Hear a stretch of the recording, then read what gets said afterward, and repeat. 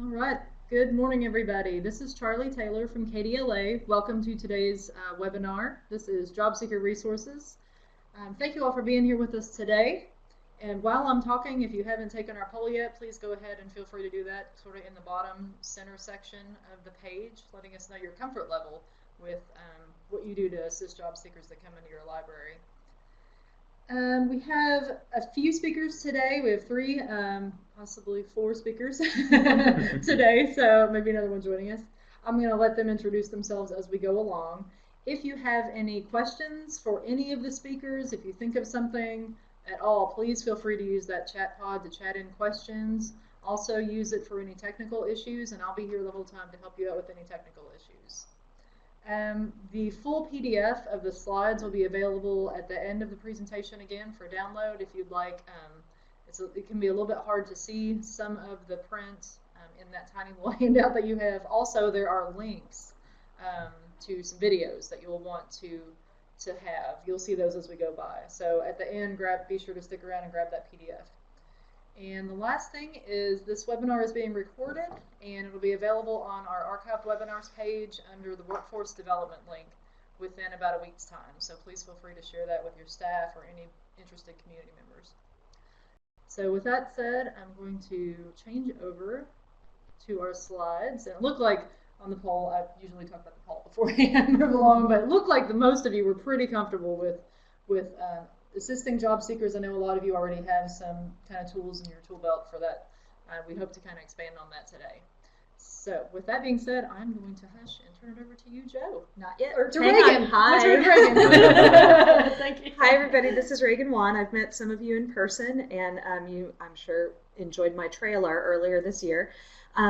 This is part of a three-series program where we're trying to bring information about the Kentucky Career Center and what things people can access as job seekers in the libraries throughout the state.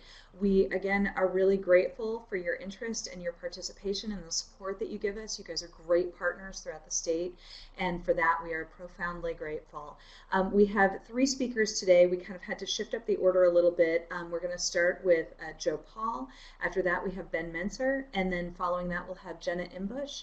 We're going to cover kind of the software piece today, the things that you may see job seekers using and or may want to recommend that they use when they come in to use job seeker services while they're at the libraries. So without further ado, I'm going to pass this over to Joe Paul, who's going to talk a little bit about WIN and what it can do for you and job seekers. Good morning, everyone. I hope everyone is having a great day. My name is Joe Paul. I am the Employer Assessment Coordinator for the Office of Employment and Training. Essentially, I am tasked under WIOA, the Workforce Innovation and Opportunity Act, with providing employer-requested assessments. That's one of our missions. One of those assessments that we've identified and one of the training opportunities that we've identified is the WIN Career Readiness System. The state, with both the Kentucky Skills U, Adult Education, which would be WIOA Title II, and the Office of Employment and Training, which is most of the rest of WIOA, have discovered this wonderful tool that allows us to provide a training and assessment possibilities for individuals that are looking for both their skills enhancement and skills verification. Filling the skills gap is easy with the WIN Career Readiness courseware assessments. Of the top 18 identified skills that have been identified by employers as the skills gap, 17 of those are addressed through the WIN software. There are three modules. The first module is the WIN Career Readiness portion of it. And by the way, you can look at this on www.winlearning.com. And once individuals are able to go through and get assigned a user ID, they will be logging into www.wincrsystem.com. So the first part that does the workplace skills, career readiness, these should look familiar to those of you who have done skills training with the ACT work keys, applied math, locating information, and reading for information. All of these are based on common practices within the workplace. So applied math works with math sense, everyday math, not the stuff that you would see like the square root of a negative is an imaginary number. How often do you use that? Really? Come on. Locating information, that's the ability to use graphics to obtain information and to use the information to make graphics. I like to give a good example of this is that if somebody's going out to eat at a new restaurant, you use locating information at least a half dozen times when you're doing that. You plug it into your GPS system. It shows you how to get there. Once you get to the restaurant, your host is going to look at the next available seating chart and going to locate the information. Then you get seated. The waiter will come, take your order. That order will go to the kitchen. The kitchen will then build your plate, locating information, and it goes on and on. Also, locating information deals with a little bit of spatial ability. It is not something that we train for, but it is something that we see in almost 98% of the jobs that are out there. The last one, of course, is reading for information, using common workplace documentations, obtaining the information. It's your basic reading comprehension. The next one is the college readiness. This would be a prep for many of the college entrance exams. There are a lot of math skills involved here, and there are the language skills. These are the ones that you would see if you are familiar with Compass, which now that I think about it, Compass is gone now, so I don't know what's going to be replacing that. But basically, your lower level college entrance exams. And the next one would be the essential skills or the soft skills. This is the one that a lot of employers are really looking at when they are trying to figure out whether or not an individual has the attitude to work with them, and or whether or not that individual is ready for a leadership position. Communicating effectively, conveying professionalism, promoting teamwork and collaboration, critical thinking and problem solving. All of those are essential skills that we should all have. A lot of us just don't have the role models to have taught us those skills. And one of the great things about the Win software is that this particular module has both online and offline elements to it. You can really do a whole bunch of classroom settings so that if you are so inclined to have those kind of community outreach items where you are teaching things like communicating effectively or conveying professionalism, you can print the offline materials and provide that kind of training within your library settings, kind of a community outreach thing.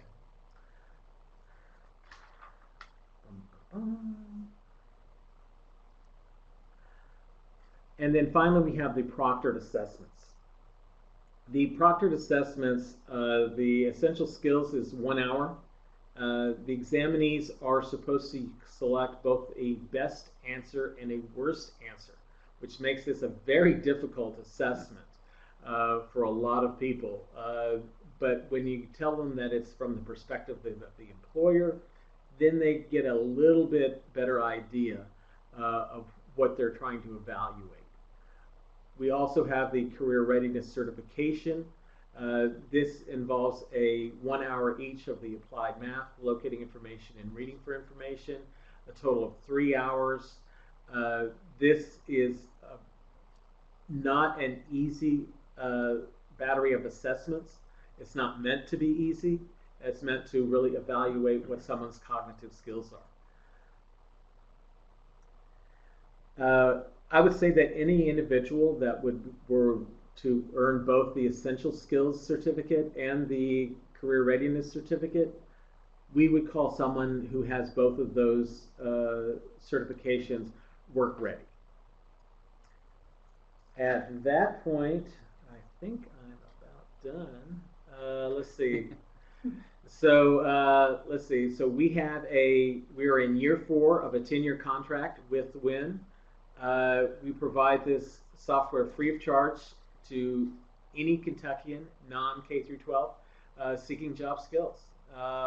Some K through 12 can use it if they are engaged in Workforce Innovation Opportunity Act opportunities for in-school or out-of-school youth.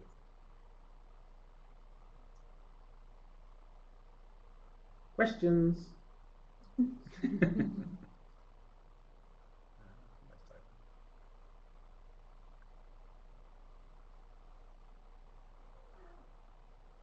Amy Tollison is typing.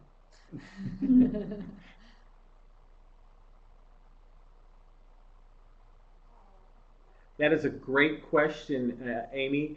We have had the fine folks at the Commonwealth Office of Technology whitelist the WIN-CR system for all of education and workforce development facilities. That would include our libraries.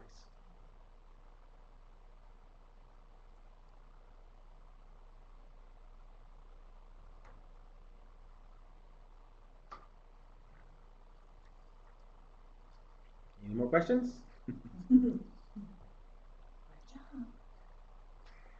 Well, I want to thank everybody for being with us today, and I'll pass it over to Ben Mincer. Thank you, Joe.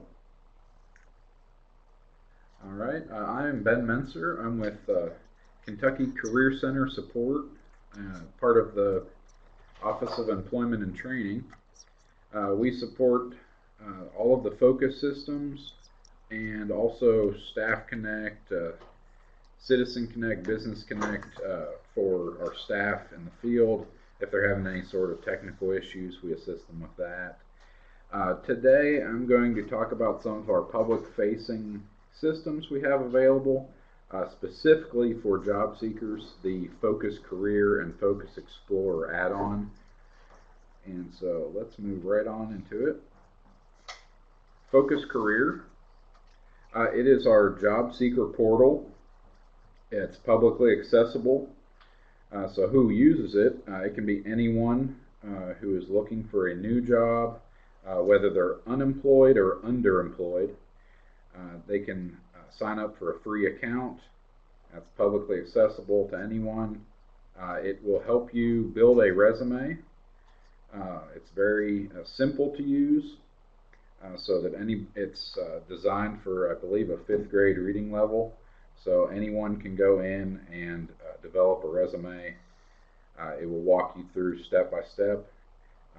Your more advanced users can actually upload a resume and then go from there. It's also a job search tool. So once you have your resume in there, you can actually go in and it will match you to jobs that are appropriate based on your resume skills. All right. The highlights, I'm going to talk about the resume builder, the automated job matching, and career exploration. So first up, this is a screenshot of some of the options. As soon as you log in, you actually get the Focus Career options and Explorer options. If you don't have a resume on file at all yet, it will just automatically take you into the resume builder because it is a prerequisite for the job search. However, if you want to just use Focus Explorer, there's actually a public option for that without an account needed. So you can go in and do it that way. Let's go into the resume builder first. Some of the highlights, you can build it from scratch using employer-friendly language. It's actually researched from our vendor, which is Burning Glass. They've gone through millions of resumes and job postings to find the most appropriate language for resumes so that it's more user-friendly for the employers as well who are reading these resumes. You can actually take an existing resume and either upload it or copy paste all of the text in. So if you had it hosted online somewhere, you could actually just copy paste it right into the builder and it will parse it directly into the resume builder itself. The work history, it actually has an interview which will highlight your skills, so it'll ask you questions about what you did at your previous employers.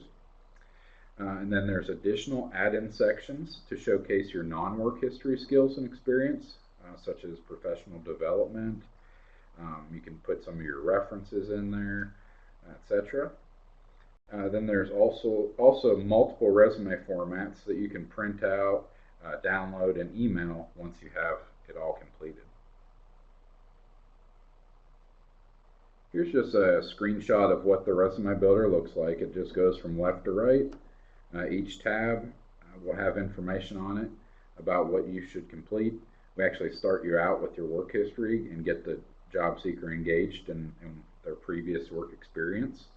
And then we move on, collect their contact and education information. It builds an automatic summary if they choose to use that, and then they can add any additional add-ins to it. And then the last few tabs are really just the housekeeping of collecting demographic information and your job search preferences. And then you can see there you can actually change the resume format and which order you want things in the resume. And then at the very last you can save the resume to view your job postings. And what Burning Glass, our vendor, does really well is they take the skills and weigh them against all the different jobs that are out there. They look at your career path. They look at how other people have fared in obtaining jobs with similar work history and experience, and will actually give you the best results that it can. So that's a little bit about the automated job matching. They have their proprietary skill matching technology that they've developed over the years.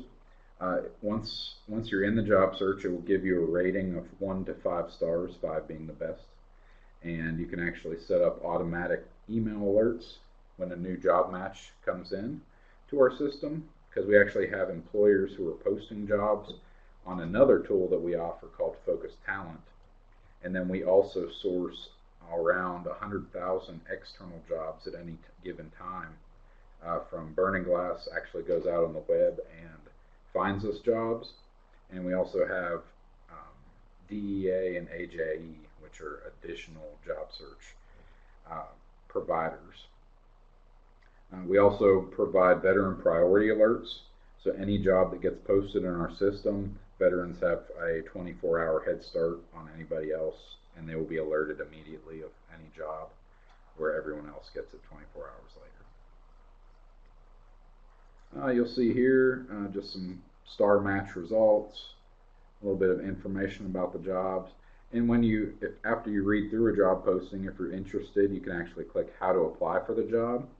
Many of our jobs are outsourced jobs, external jobs that we have pulled from the web. And because they're already public, we just simply link you over to their website to where you can apply for the job.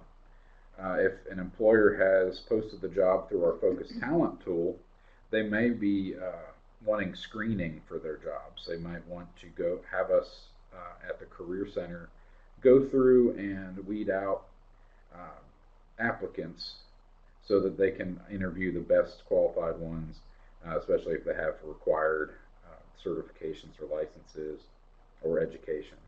So if you click how to apply, those sort of jobs may go to an approval queue that a Kentucky Career Center staff would manage. So there is that additional research that can go on there as well. And then lastly, career. So that's the career and resume side of things. Now on the Explorer side, we had an add-in to Focus Career that we added a few years back that's called Focus Explorer. And it is an online career counseling tool designed to be self-service so that any job seeker can go in and do their own research. They can discover the in-demand skills certifications, education, jobs, career moves, and more. The information is delivered in a user-friendly format. It'll actually pop up different information for them about, which I'll show you in a few screenshots here. And once the menus are displayed, you can navigate them. It reminds me a lot of Wikipedia because it has different links in there, so you can navigate around to look at different articles about jobs. So you can learn more about them and see what type of education and skills you need to obtain those jobs. And you can bookmark because it is a very large database of information that they provide to us. You can bookmark when you find something of interest. And actually, when you're doing a job search over on the career side, you can see what kind of skills are potentially missing from your resume that would be appropriate on a job that you're looking at. So you'll see it'll show you different skills and education that would be helpful for you to obtain before you apply for those types of jobs. You'll see here, this is an outline of the Explorer options when you first go into the Explorer section of Focus Career. The first option is just your general show me what's in demand, what career, what internship options. If you know what you're looking for, you can actually research a specific program of study, career, or employer. If you're interested in what educational opportunities I should go into based on demand, maybe these are what employers are asking for. You can see what the top 10 degrees are, whether it's an associate's, bachelor's, or master's degree. And then lastly, you can see where your current experience can take you, and that's also where veterans can put their military occupational code in to find out what civilian jobs match up with their military code. We're just going to go into the first one and show you, okay, see what I can study to get ahead. And you see each one of these has a geographic search. And of note, this can actually search in other states as well. It's a nationwide database. So you can see what's in demand in bordering states as well. And it'll show you, you can break it down into metro areas within each state. So for example, I'm looking at degrees that are in demand. It'll show them broken down into either associate's degrees or bachelor's degrees. And then when you click on one of them, it'll show you, okay, for a particular degree, what are the jobs I can get with this?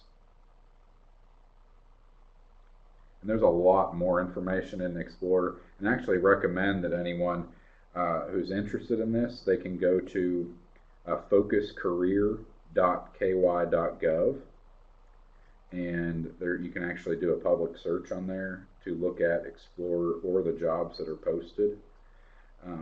To look more at it as well. And if you're interested in looking at the entirety of the application, you can actually create an account and a resume on there.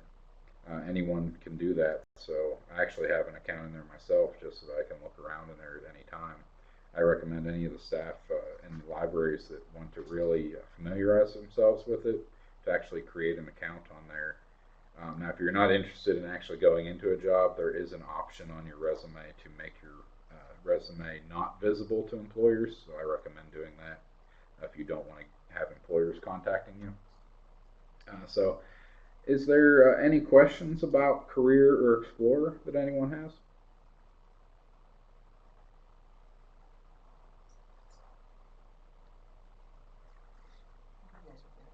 All right. Thank you all very much, and I'm going to turn it over to Jenna. I'm actually going to mute the microphone real quick Okay. while we just make a transition over to our next presenter.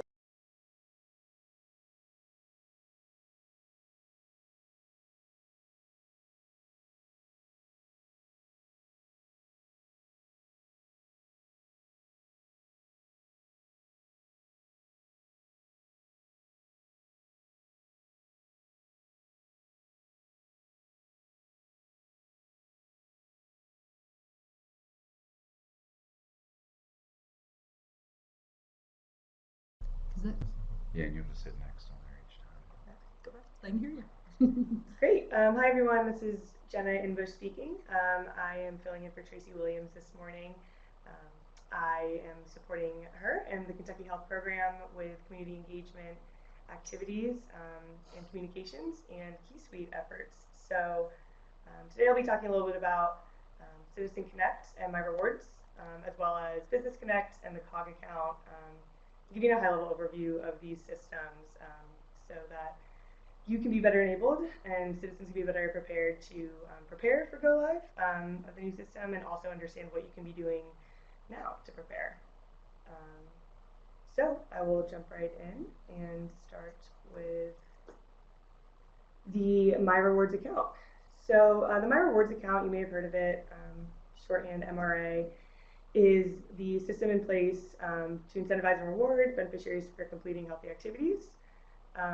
Citizens can access and gain these My Rewards dollars by accessing preventative care, completing courses on Citizen Connect, which we'll talk about here in just a minute, and completing qualifying public health activities.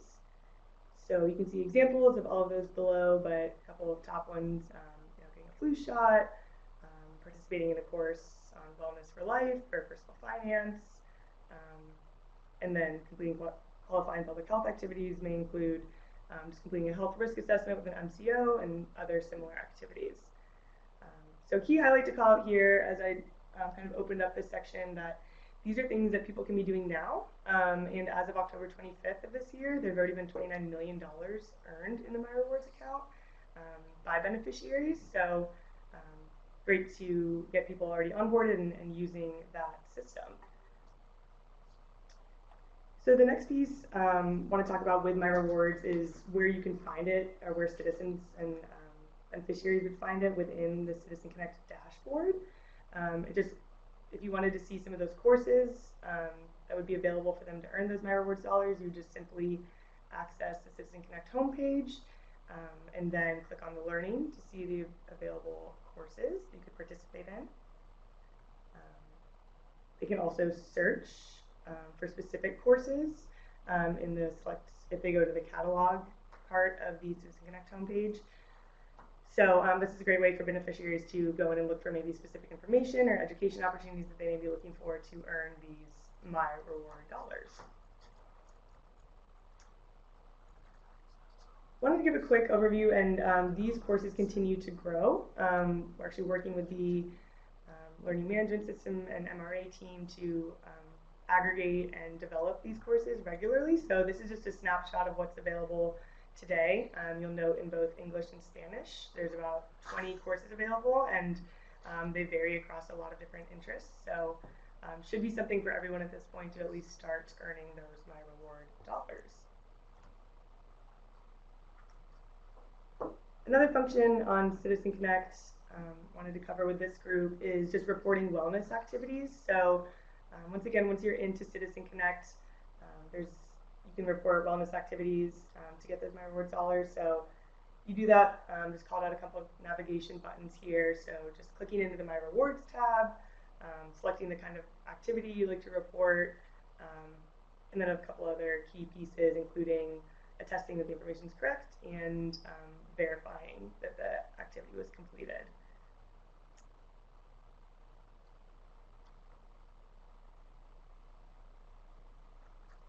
One piece I meant to mention in the beginning and can call out here is there's a variety of resources available on the Kentucky Health website for all the systems that we'll be talking about today. Specifically, you can see here an overview guide, which really walks people through how to report hours for path community engagement, how to request good cause, search for an opportunity, all within Citizen Connect. There's also a quick video, if that's what you prefer to take in knowledge, about how to report hours in Citizen Connect, and then also for verifying hours. So a lot of great resources, these and a few others on the website. So not sure if this presentation will be shared with this group, but either way, these are available online.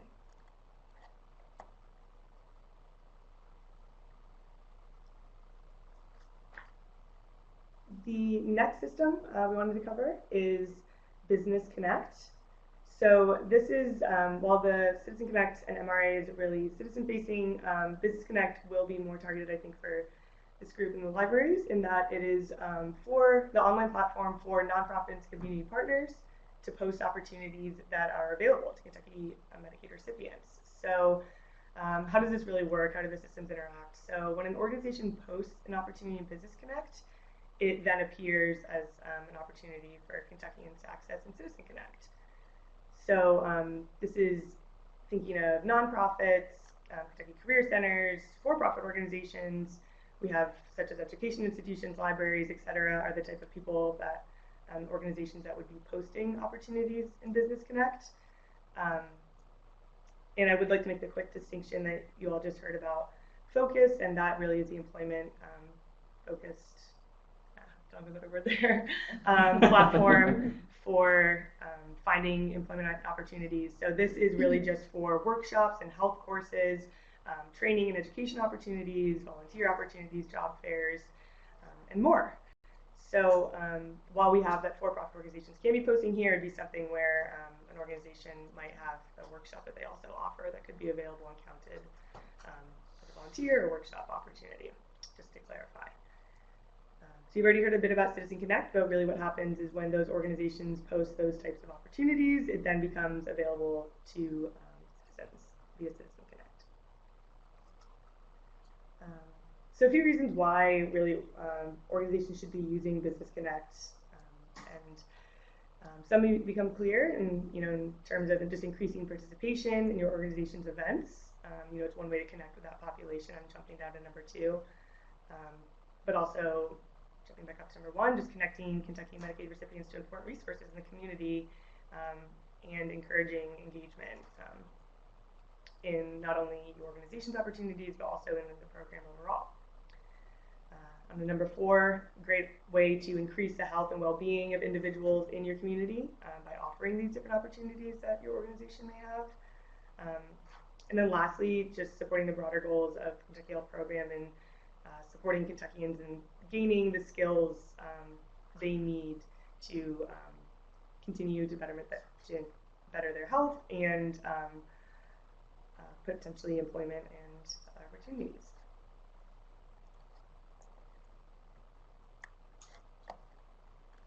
So we wanted to walk through one Business Connect example just for a better understanding of really what we think could happen here.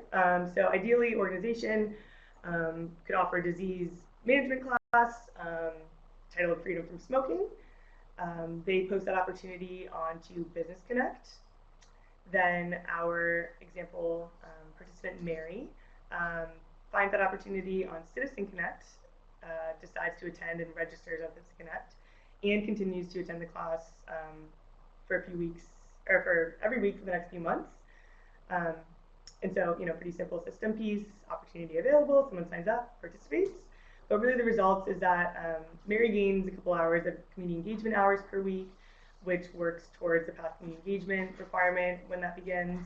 While she's at the class, Mary may notice some other resources or make some other connections. In this case, we have the example of noticing a flyer on the bulletin board about another organization's resume building workshop. She then attends that workshop a few weeks later, and with her new resume begins applying for jobs, and in doing so may even make an appointment with a career coach at Kentucky Career Center. So really the idea here is not just to show the system connections, but also kind of the broader implications and opportunities that you can make for citizens that are participating, in that you're connecting them not just to your resource, but potentially to broader resources and continuing to propel their journey towards better health and self-sufficiency. The other piece I would just note on here is while these results are pretty focused on the beneficiary, which is excellent, there are also great benefits for the organization in that, what we just talked about, they're increasing awareness, they're probably filling this class up, maybe in doing so they, I'll go out on a limb here, gain more budget to do more classes like this, and can continue to improve the health of Kentuckians and meet their organization goals. So that's just one high-level example. We have a few others available, but just wanted to paint that picture.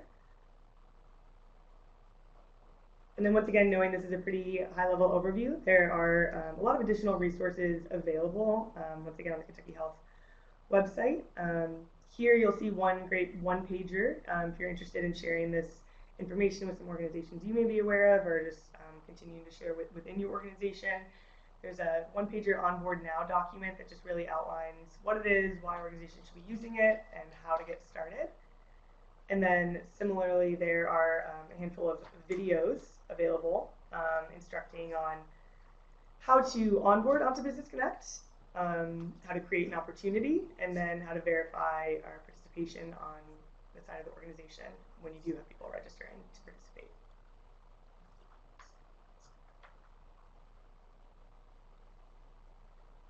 The third piece is the Kentucky Online Gateway, which is also known as the COG account. So this piece of the system is something that we really are encouraging beneficiaries and organizations to go ahead and create this their account on this single sign-on option, as it is a way to securely log in to both Citizen and Business Connect. So in doing so, you're able to then access both of those resources. So at a very high level, instructions are to access mykentucky.gov, sign up for a COG account, and complete the necessary steps to complete your profile. Activate the COG account by clicking the link in the confirmation email you will receive after doing the first step, and then also verifying your account and adding security options. So once again, very high level overview. There's significantly more resources available. If you want to learn more, for instance, there's a quick reference guide available on Citizen Connect, or quick reference guide for Citizen Connect has a piece specifically about how to create the COG account, logging in, reporting hours, etc.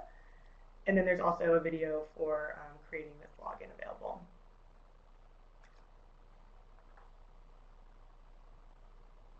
So at this point, happy to open it up for questions. I know that was a pretty brief overview of 3 great systems that we're working on to support the Kentucky Health Program.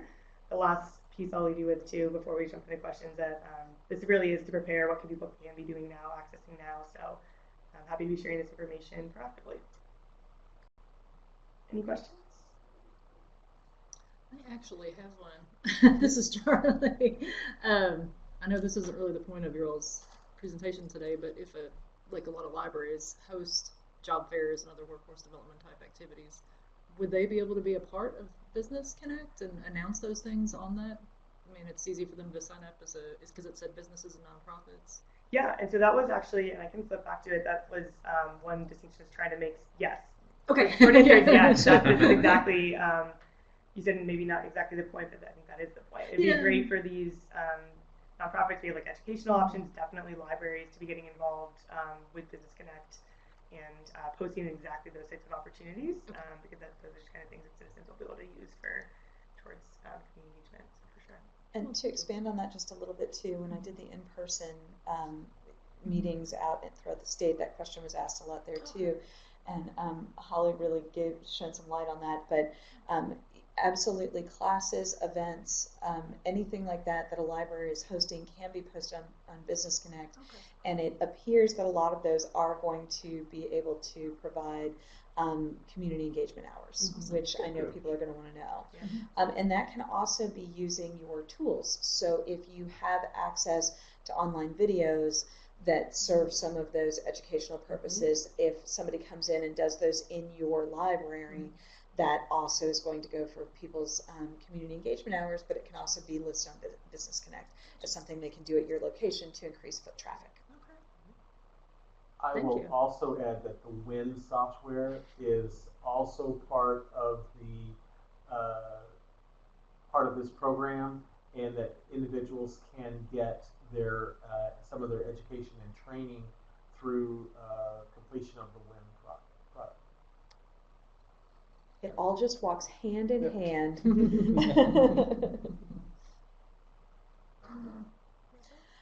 So before I turn it back over to Charlie, I just want to thank everyone for being here today. Joe Paul, Jenna, and Ben, we appreciate you taking the time to give us an overview. If you have additional questions, as I've said on every every resource I've been able to provide. You can always contact me. You can contact Charlie. We can get you in direct contact with our presenters. And if you would like to know more, we'll be providing more as we move forward. There's one more program that we're providing, and that is specific to Kentucky Health. We've been holding on that until we knew what the rollout, the go-live date was going to be for Kentucky Health. As of today, it looks likely to be in April, or as soon as April, not sooner.